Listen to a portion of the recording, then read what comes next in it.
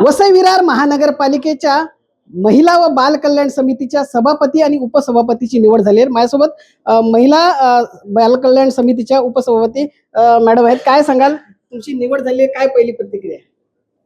प्रतिक्रिया काही नाही, सगळं व्यवस्थित सगळी कामं करायची आहेत। केंद्रावर जाऊन आरोग्य शिबिर वगैरे ठेवायचे आहेत मुलांसाठी, आणि महिलांचे जे काही रोजगार आहेत ते आम्ही उपलब्ध करून देऊ त्यांना।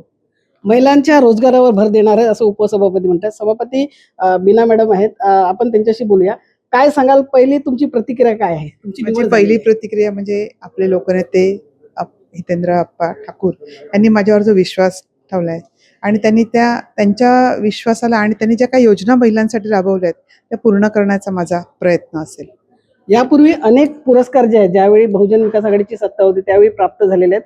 तुमच्या माध्यमातून असे कोणते कोणते तुम्ही उपक्रम राबवणार आहात आणि महिलांसाठी काय करणार आहात स्पेशल?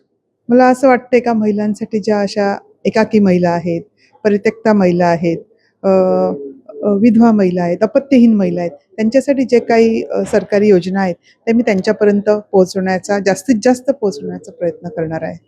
वसई विरारमध्ये यापूर्वी सुद्धा बहुजन विकास आघाडी बचत गट मोठ्या प्रमाणात निर्माण केले होते, परंतु मध्यंतरीच्या काळात हे बचत गट कुठेतरी निकामी झालेले आहेत किंवा ते काम करत नाही असे झाले। त्यांच्यासाठी तुम्ही काय करणार?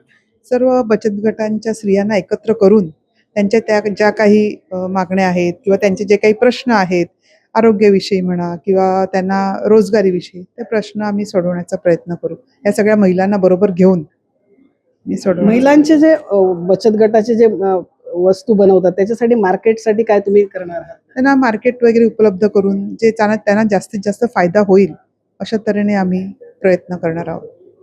या ठिकाणी आम्ही लोकनेते हितेंद्र ठाकूर यांच्या मार्गदर्शनाखाली लोकांना अभिप्रेत असं कार्य करू असं उपसभापती आणि सभापतींनी सांगितलेलं आहे।